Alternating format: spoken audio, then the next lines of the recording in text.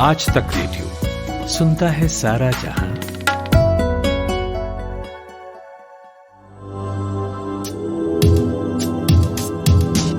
नमस्कार, ये है आज तक रेडियो और आप सुन रहे हैं कोरोना कवरेज मेरे यानी आशुतोष तिवारी के साथ। इस पॉडकास्ट में हम आपके लिए देश विदेश से लेकर आते हैं कोरोना वायरस के नए अपडेट्स और जानकारी देते हैं नए मेडिकल रिसर्च की। कोरोना कवरेज के इस एपिसोड में जानेंगे कि क्या गर्भ के दौरान बच्चा कोरोना संक्रमित हो सकता है और स्तनपान कराते समय जच्चा बच्चा को कौन सी सावधानियां बरतनी चाहिए। जानेंगे मुंबई में हुए एक सीरो सर्विलेंस के बारे में जो कहती है कि शहर के स्लम्स में आधे से अधिक लोग कोरोना की चपेट में आ चुके हैं, और बात करेंगे एक और कोरोना सर्वाइवर से कि किस तरह उन्होंने कोरोना को मात दी। लेकिन सबसे पहले सुन लेते हैं कोरोना से जुड़ी हेडलाइंस। बिहार सरकार ने कोरोना के बढ़ते मामलों को देखते हुए लॉकडाउन 16 दिन और बढ़ाने का फैसला किया है। ये लॉकडाउन 1 अगस्त से लागू होगा। बिहार में कोरोना संक्रमण के बढ़ते मामलों को देखते हुए राज्य सरकार ने ये तुरंत फैसला लिया है। कोरोना काल में गणेश उत्सव को लेकर छत्तीसगढ़ की राजधानी रायपुर में जिला प्रशासन ने 26 पॉइंटर गाइडलाइंस जारी कर दी है। उत्सव के दौरान 4 फीट से ऊपर की मूर्ति, 15 फीट से बड़ा पंडाल बनाने पर रोक लगाई गई है। वहीं पंडाल में एक बार में 20 से ज्यादा लोग नहीं होंगे। खास बात यह है कि दर्शन के लिए आया व्यक्ति अगर संक्रमित पाया जाता है तो उसके इलाज में खर्च की जिम्मेदारी आयोजक की होगी। अमेरिका की बायोटेक कंपनी मॉडर्ना की कोविड-19 वैक्सीन का बंदरों पर पॉजिटिव असर देखा गया है। इस वैक्सीन ने बंदरों की नाक और फेफड़े में संक्रमण को रोक दिया। जब ऑक्सफोर्ड यूनिवर्सिटी की वैक्सीन का बंदरों पर ट्रायल हुआ तब ऐसे नतीजे नहीं आए थे। ऐसे में मॉडर्ना की वैक्सीन को लेकर उम्मीदें और बढ़ गई हैं। WHO ने मंगलवार को एक और चेतावनी दी। WHO की प्रवक्ता मार्गरेट हैरिस कोरोना वायरस के ट्रांसमिशन पर सवालों का जवाब देते हुए उन्होंने कहा कि ये महामारी सीजनल बीमारी नहीं है बल्कि एक बड़ी लहर है। लोग अभी तक इसे सीजनल बीमारी मान रहे हैं, जो कि उन्हें नहीं मानना चाहिए।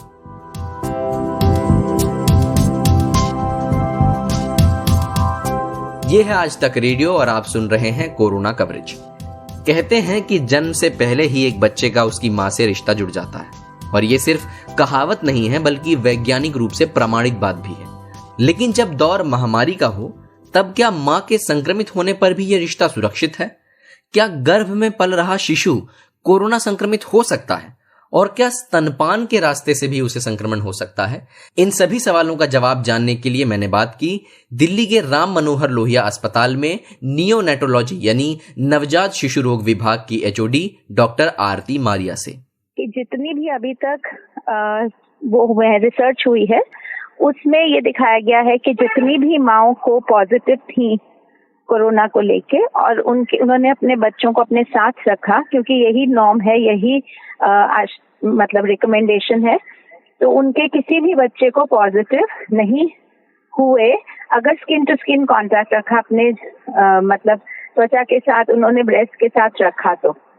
और ये रिकमेंडेशन है कि यही चीज है जो स्तनपान को सफल बनाती है अगर शुरू में ही हम ऐसा कर दें और बच्चे के साथ रहने से। लेकिन ये है प्रोवाइडेड हम एडिक्वेट प्रिकॉशंस ले लें। माँ जो है ये मास्क पहन के और रोज मास्क बदली करना चाहिए और हाथ धोना है, और आपकी स्किन भी उनकी अच्छे से साफ होनी चाहिए। अगर इस तरह की प्रिकॉशन रखें और ब्रेस्ट फीडिंग के बाद वो थोड़ा सा बच्चे को अपने डिस्टेंस से रख लें अगर प्रैक्टिकल है, तो देखा गया है कि स्किन टू स्किन कॉन्टैक्ट से ये नहीं पास ऑन होता है। नंबर 2, अगर ब्रेस्ट मिल्क की बात करें तो ब्रेस्ट मिल्क के जरिए से बहुत कम गणना में ये पॉजिटिव माना गया है, मतलब देखा गया है।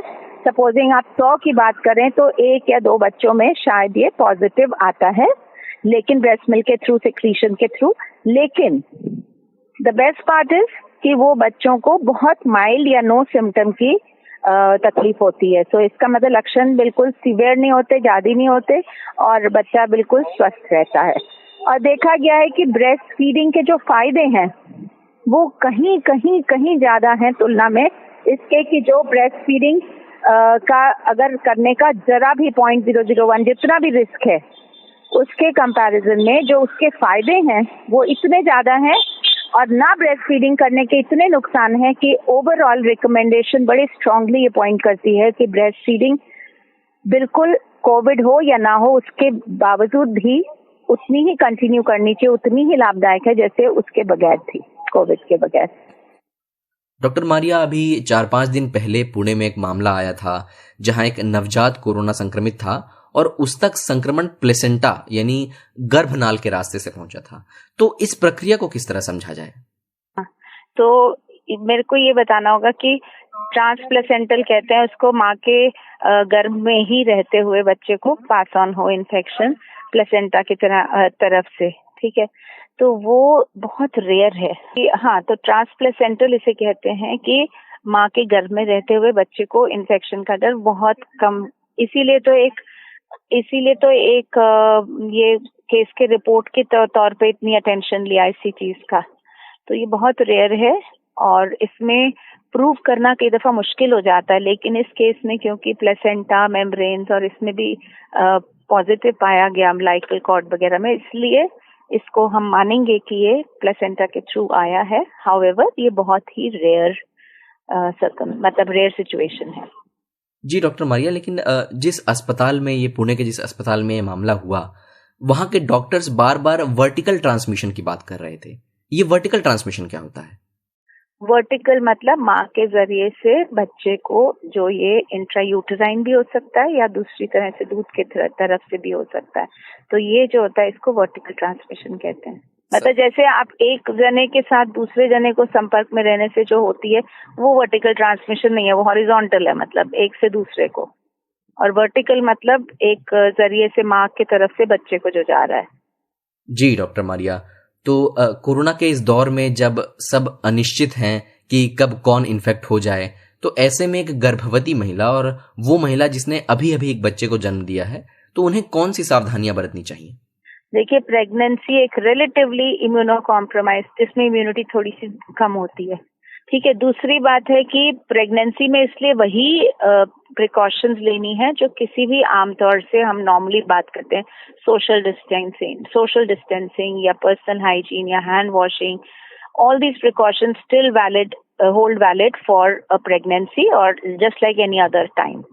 रही बात डिलीवरी के बाद एक नवजात शिशु उसकी गोद में होता है, जो कि होना चाहिए। तो इसलिए नवजात शिशु के लिए प्रिकॉशंस हमें सिर्फ इतना, मदर को इतना नहीं खौफ दिला देना उसके दिमाग में कि वो ब्रेस्ट फीडिंग ही ना करे या डर जाए, तो वो दूर करके हमें सिर्फ इतना बताना है कि सेफ है ब्रेस्ट फीडिंग, बच्चे को अपने साथ रखना सेफ है, और उसके लिए इतनी प्रिकॉशंस महज रखनी है जितनी कि नॉर्मली भी वो रखती। मास्क पहनना है और हाथ धोना है, और दूध पिलाने से पहले, दूध पिलाने के बाद, और बच्चे को थोड़ा सा जितना दूध पिलाने के लिए जरूरी है अपने साथ रखना, रखे, नहीं तो बहुत ज्यादा ऐसे नहीं है कि एकदम पास ही रहे बच्चा, पास रहना चाहिए, लेकिन थोड़ी सी दूरी मेंटेन कर सकते हैं अगर घर में कोई और देखने वाला है। अगर नहीं है तो माँ ही रखें, वो सबसे सेफ है। ये थी राम मनोहर लोहिया अस्पताल से डॉक्टर आरती मारिया। दिल्ली की तरह ही मुंबई में भी एक सीरो सर्वेलेंस कराया गया है और इस सर्वे में पाया गया है कि मुंबई के स्लम यानी बस्तियों में 57% लोगों में कोरोना की एंटीबॉडीज पाई गईं। अब इसका एक मतलब यह भी है कि बस्तियों की आधे से अधिक आबादी कोरोना की चपेट में आ चुकी है। तो ये क्या एक डरावनी स्थिति है? यही जानने के लिए मैंने बात की दिल्ली के लेडी हार्डिंग अस्पताल में प्रोफेसर ऑफ मेडिसिन डॉक्टर मधुर यादव से। देखिए, ऐसा है कि जब हम सीरो सर्वेलेंस करते हैं और हम ये पाते हैं कि इनमें एंटीबॉडीज आ चुकी है, इसका मतलब है कि इनमें अब प्रोटेक्शन आ चुका है दूसरी बार इन्फेक्शन के लिए। इसमें सबसे अच्छी बात ये होती है कि जितनी पॉजिटिविटी बढ़ती जाती है हमारी पॉपुलेशन, उतनी ही इस इन्फेक्शन के लिए इम्यून होती जाती है। अर्थात हमारी पॉपुलेशन जो है वो कवर्ड हो गई है कोरोना के इन्फेक्शन के अगेंस्ट, ठीक है। और देखिए, एक बात सबसे इम्पोर्टेंट वो याद रखिए कि मुंबई में, धारावी में या ऐसे मुंबई में ऐसे पूरे महाराष्ट्र में इन्फेक्शन बहुत सीवियर था, और उसका स्ट्रेन भी अलग था। जितना सीवियर इन्फेक्शन उतना ही ज्यादा development of antibodies, protective antibodies develop कर जाती है। इसलिए ये प्रोटेक्टिव एंटीबॉडीज होना दिखाता है कि ये इन्फेक्शन अब जो आदमी है वो इम्यून हो गया फर्दर इन्फेक्शन के लिए, और यदि वो चाहे तो अपना प्लाज्मा भी डोनेट कर सकता है। ओके। लेकिन डॉक्टर साहब एक और इस सर्विलेंस में जो नतीजा निकल के आया कि जब बात स्लम्स की हुई, लेकिन उसके अलावा फिर उसके शहरी इलाकों की बात हुई, लेकिन ये कहा गया कि शहरी इलाकों में केवल 16-17% लोगों के अंदर ही एंटीबॉडीज हैं। तो अब इस कॉन्ट्रास्ट को किस तरह समझा जाए कि सुरक्षित कौन है, शहर के लोग या स्लम के लोग? देखिए, अगर आप इस तरीके से देखते हैं तो ज्यादा ज्यादा सुरक्षित हैं स्लम के लोग, क्योंकि इन्फेक्शन सीवियर था और क्योंकि कंडीशंस जो थी वो स्लम की ऐसी होती हैं कि एक दूसरे में इन्फेक्शन बहुत ज्यादा होता है और ये फैलता भी है। इनमें कुछ लोगों को एसिम्प्टोमेटिक इन्फेक्शन भी हुआ, क्योंकि कंजेस्टेड एरिया में रहते हैं, एक घर में 8-10 लोग रहते हैं, इसलिए उनमें उनमें ये एंटीबॉडीज ज्यादा पाई गई। इसका ये मतलब हो गया कि जो लोग वैसे रहते हैं, शहर में रहते हैं, उनका डिस्टेंस है, सोशल डिस्टेंसिंग मेंटेन की उन्होंने, इसलिए उन लोगों में इन्फेक्शन कम हुआ। इसमें इन्फेक्शन ज्यादा हुआ और 57% का मतलब होता है कि इसमें इस वाले सेगमेंट में कम्युनिटी स्प्रेड था, उसमें कम्युनिटी स्प्रेड नहीं था, उसमें कम्युनिटी स्प्रेड था। इसमें ज्यादा लोग इन्वॉल्व हो गए, इसमें लोगों को ज्यादा राहत मिलेगी फ्यूचर इन्फेक्शन के लिए। जी डॉक्टर साहब, तो क्या ये माना जाए कि अब बंबई में भी बहुत जल्दी हर्ड इम्यूनिटी स्प्रेड होगी, और क्या वो दिन बहुत पास आने वाला है कि मुंबई कोरोना प्रूफ हो जाएगी? नहीं, देखिए, ऐसा ना, अब ये कहने के लिए कि चलिए एक बार मानते हैं 60% 70% होने पर हर्ड इम्यूनिटी आती है। हर्ड इम्यूनिटी मतलब होता है कि हमारी लोकल पॉपुलेशन में इन्फेक्शन प्रूफ फैल गया, नहीं होगा। लेकिन ये कह पाना कि बॉम्बे इन्फेक्शन प्रूफ हो जाएगी, ऐसा नहीं है, क्योंकि ये तो हमने एक छोटे सेगमेंट की बात की जहाँ पर कि 60% है, बाकी सेगमेंट में तो 17% है, उसमें क्या होगा? उसमें तो इन्फेक्शन हो सकता है ना, ये बात है। हाँ जी डॉक्टर साहब, क्या जो फर्टिलिटी रेट है, मृत्यु दर है, क्या उसका भी कोई संबंध है इसे लेके? क्या मृत्यु दर इससे घटेगी या क्या संबंध हम इसे समझे? नहीं, देखिए, ऐसा होता है ना, फर्टिलिटी रेट जो होता है, ये मृत्यु, जितना इन्फेक्शन सीवियर होता है, मृत्यु दर उतनी ज्यादा होती है, उतनी एंटीबॉडी ज्यादा बनती है। जितना इन्फेक्शन रेट जैसे आपने कहा ना कि 17% सीरो कन्वर्जन, वहां पर इन्फेक्शन इतना ज्यादा नहीं हुआ। हो सकता है उस पॉपुलेशन में कोमॉर्बिडिटीज वगैरह कम रही हो, तो उसमें फर्टिलिटी रेट भी कम होता है। लेकिन ये कहना, हाँ, एक बार जब हर्ड इम्यूनिटी बन जाती है तो फिर धीरे धीरे फर्टिलिटी रेट कम होता चला जाता है। ये थे लेडी हार्डिंग अस्पताल से डॉक्टर मधुर यादव। अब चलते हैं एक कहानी की तरफ। कहानी एक पत्रकार की, जिन्होंने इस महामारी के दौर में लोगों तक सही और सटीक सूचनाएं पहुंचाने के काम से कभी समझौता नहीं किया। कोरोना से संक्रमित भी हुए, हॉस्पिटलाइज भी हुए, लेकिन इस जानलेवा वायरस को मात दी। नोएडा में रहने वाले हार्दिक वहीं पत्रकारिता करते हैं और कोरोना से उबर कर आए हैं। तो चलिए सुनते हैं उनकी कहानी। तो हार्दिक जी, ये बताएं कि आप कब संक्रमित हुए, वो पूरा घटनाक्रम कैसा था, और क्या आपको लक्षण महसूस हो रहे थे? वो किस तरह इस पूरे घटनाक्रम की शुरुआत हुई थी? 18 मई को मेरी रिपोर्ट जो है वो पॉजिटिव आई थी। 15 मई को टेस्टिंग हुई थी, और टेस्टिंग इसी बहाने से हुई थी कि साथ के कुछ कर्मचारी थे जो संक्रमित पाए गए थे, तो इस कारण मेरी भी टेस्टिंग हुई। शुरुआत में कोई खास लक्षण तो नहीं थे, लेकिन थोड़े समय बाद जो सांस की समस्या होती है वो मुझे आने लग गई थी। जो आपकी जो स्वाद की ग्रंथियां होती है वो काम करना बंद कर देती हैं। आपकी जो सूंघने की क्षमता होती है वो थोड़ी कम हो जाती है। तो किसी किसी की पूरी ही चली जाती है। तो बस इस तरह के कुछ लक्षण थे जिनसे पता लग रहा था कि हाँ, ये कोई सामान्य फ्लू नहीं है बल्कि कोविड-19 ही है। जबकि ये रहा कि 6 से 7 दिन लगे मुझे जो टेस्ट और स्मेल है वो वापस आने में। उसके बाद बुखार, सर्दी या खांसी इस तरह का कोई लक्षण मुझे जो यूजुअली बताया जा रहा है वैसा कोई लक्षण मुझे नहीं लगा। जी, तो जब आपकी रिपोर्ट पॉजिटिव आई तो बिल्कुल एकदम थोड़ा दहशत सा लगा होगा आपको भी और आपकी फैमिली को भी। तो फिर उसके बाद क्या स्टेप रहे थे? फिर किस तरह आप हॉस्पिटलाइज हुए? तो वो सब कैसा रहा? जब रिपोर्ट आई तो कुछ सेकंड्स के लिए डर जरूर लगा, लेकिन डर खुद के लिए तो नहीं लगा। डर उन्हीं लोगों के लिए लग रहा था जो मेरे साथ रहते हैं या जिनके साथ मैं इतने दिनों तक रहा। तो बस यही था कि कहीं मेरी वजह से किसी और की जिंदगी खतरे में ना आए। लेकिन मतलब मतलब खुदा का शुक्र रहा कि किसी और को कुछ नहीं हुआ, सभी की रिपोर्ट नेगेटिव आई, मेरे साथ के जो लोग थे, जो मेरे साथ रहते हैं। लेकिन ये था कि हाँ, परिवार ज़रूर चिंतित होता है जब परिवार को इस तरह की बातें पता लगती है, और अक्सर जब आप अपने परिवार के साथ रहते नहीं हैं, आप उनसे दूर रहते हैं, तो थोड़ी परेशानी तो आती है। लेकिन चूँकि परिवार भी पहले कई संघर्ष देख चुका है और ये छोटी-मोटी चीज़ें चलती रहती हैं। तो बस यही होता है कि आप अगर सकारात्मक हैं और आप अपने परिवार को सकारात्मक रख सकते हैं, तो ऐसे में फिर आपको किसी और टेंशन लेने की ज़रूरत होती नहीं है। परिवार पूरा साथ रहा मेरे, हम बात करते रहे, पॉज़िटिविटी एक-दूसरे को ट्रांसफ़र करते रहे, तो चिंता जो थी वो लगातार कम होती गई। और 10 दिन की बात थी, हॉस्पिटल में रहे और उसके बाद घर वापस। जी हार्दिक, तो हॉस्पिटल का आपका अनुभव कैसा था? हॉस्पिटल में क्या कोई दिक्कतें झेलनी पड़ी, या वहाँ पे कैसा माहौल था? क्या उस समय मतलब कहते हैं कि जब आप आइसोलेशन में रहते हैं हॉस्पिटल में, तो उस समय मानसिक स्थिति को स्वस्थ रखना बहुत मुश्किल हो जाता है। तो उस समय का आपका एक्सपीरियंस कैसा था, हॉस्पिटलाइज़ जब थे आप? जी, कई खबरें तो आ ही रही थी कि हॉस्पिटल के हालात ठीक नहीं हैं या इस तरह के, लेकिन मेरा अनुभव तो यही कहता है कि मैं जिस अस्पताल में रहा वहाँ पर इस तरह की कोई समस्या मुझे नहीं आई।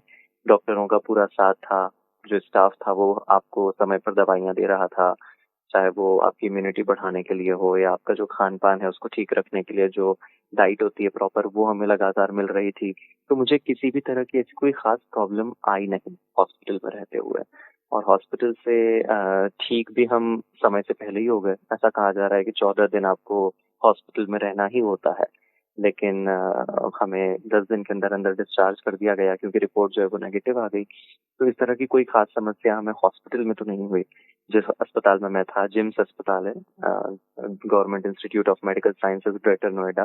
तो यहाँ पर मैं स्टाफ का ही धन्यवाद दूँगा कि उन्होंने इतना हमारा ध्यान रखा और हमारा जितना स्टाफ था जो संक्रमित था वो सब ठीक हो गए। तो डॉक्टरों की वजह से ये संभव हो पाया। तो हॉस्पिटल से रिलीज़ होने के बाद क्या आपको फिर होम क्वारंटाइन में रहना पड़ा था? जी, जी। आप जब हॉस्पिटल से घर आते हैं उसके बाद 14 दिन तक आपको होम क्वारंटीन रहना होता है। तो मैं अपने घर पर ही क्वारंटीन में रहा और क्वारंटीन कहूँ या उसको आइसोलेशन ही कहूँ, मैं अपने परिवार के किसी भी सदस्य से नहीं मिल रहा था। अपने बर्तन, अपने कपड़े, ये सारी चीज़ें मैंने अलग रखी थी ताकि किसी और को मेरी वजह से संक्रमण ना हो। और 14 दिन पूरे होने के बाद मैं वापस अपने परिवार के साथ रहने लग गया था।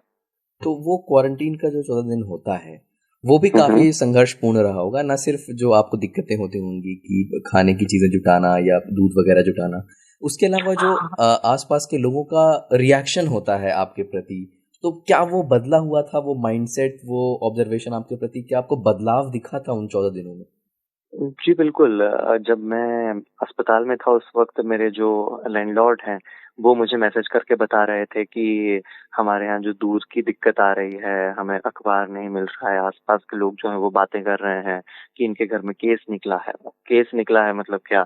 कोई रेप केस है, कोई मर्डर केस है, कोई चोरी-चकारी है, नहीं, ये बस एक सामान्य-सी बीमारी है जो हो गई थी। लेकिन इस छोटी-सी चीज़ को इतना हौवा मचा दिया गया और मतलब बवाल खड़ा हुआ। इस वजह से बस ये होता है कि जो लोग हैं वो इसको ज़्यादा ही टैबू की तरह देखने लगते हैं और एक जो बहिष्कार है, सामाजिक बहिष्कार, उसका सामना आपको करना पड़ता है। लेकिन धीरे-धीरे मैंने देखा कि लोगों में जागृति आई है। लोग जो है वो अब इस बीमारी को सामान्य रूप से लेने लगे हैं और अभी इन 1 से 2 महीनों के अंदर जो विकास हुआ है समाज में, वो यही विकास हुआ है कि समाज जो है वो स्वीकार करने लगा है अब और कोरोना संक्रमितों को अब इतनी दिक्कत नहीं आ रही जितनी पहले आ रही थी। तो हाँ, थोड़ी समस्याएँ ज़रूर आई लेकिन एक्सेप्टेंस इज़ द की, जितना मैं जानता हूँ कि आप एक्सेप्ट कीजिए। छोटी-सी चीज़ है, बहुत सामान्य-सी चीज़ है, इसको हौवा मत बनाइए। तो मतलब अब आपके लिए स्थितियाँ काफ़ी बेहतर हैं पहले से? बिल्कुल, बिल्कुल, अब स्थिति काफ़ी बेहतर है। मास्क लगाकर निकलते हैं, सैनिटाइज़ेशन का पूरा ध्यान रखते हैं। आकर के घर आकर के नहाना, ऑफ़िस जाना, ये सारी चीज़ें जब अच्छे से करते हैं, तो अब दोबारा संक्रमण का खतरा तो है ही जितना वैज्ञानिक बता रहे हैं।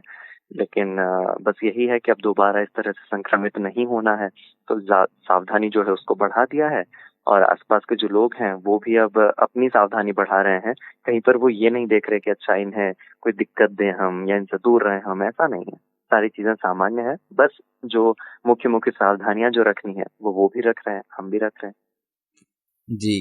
अ, हार्दिक जी, अब क्योंकि आप अनुभव कर चुके हैं, इस महामारी को आपने बहुत करीब से देख लिया, तो जो लोग अभी तक इसी चपेट में नहीं आए हैं, तो आप उनके लिए क्या मैसेज देना चाहेंगे?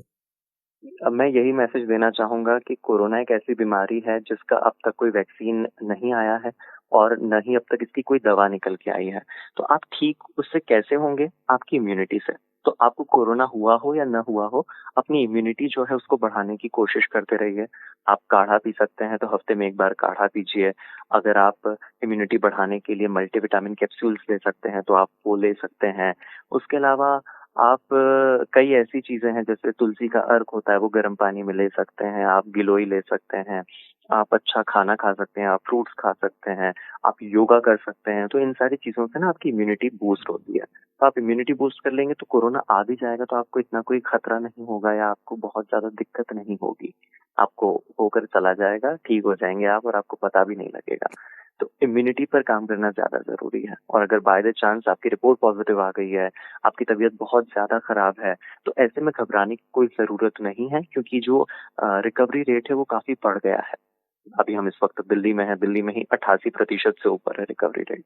तो इस बात को हमें समझना होगा कि ठीक होने वालों की संख्या बहुत ज्यादा है और इतनी मौत तो किसी दूसरी बीमारी से भी हो ही जाती है, तो फिर इतना डर किस बात का। तो ये थे नोएडा के पत्रकार हार्दिक। अब बात कर लेते हैं कोरोना नंबर्स की। भारत में कुल कोरोना संक्रमितों की संख्या 15,35,516 हो गई है, जिनमें से 9,91,205 लोग ठीक हो चुके हैं। देश भर में कोरोना वायरस से अब तक 34,285 लोगों की मौत हो चुकी है। बात करें पूरी दुनिया की, तो पूरी दुनिया में कुल कोरोना संक्रमितों की संख्या 1,69,28,863 हो गई है। तो वहीं 6,64,266 लोगों की अब तक मौत हो चुकी है। तो आज के कोरोना कवरेज में फिलहाल इतना ही। ये पॉडकास्ट आपको कैसा लगा ये हमें जरूर बताएं। हमारी मेल आईडी है radio@aajtak.com। कोरोना कवरेज के अगले एपिसोड में आपके लिए फिर लेकर आएंगे कोरोना से जुड़े हर जरूरी अपडेट्स। तब तक अपना और अपने परिवार का बेहद ख्याल रखें। नमस्कार।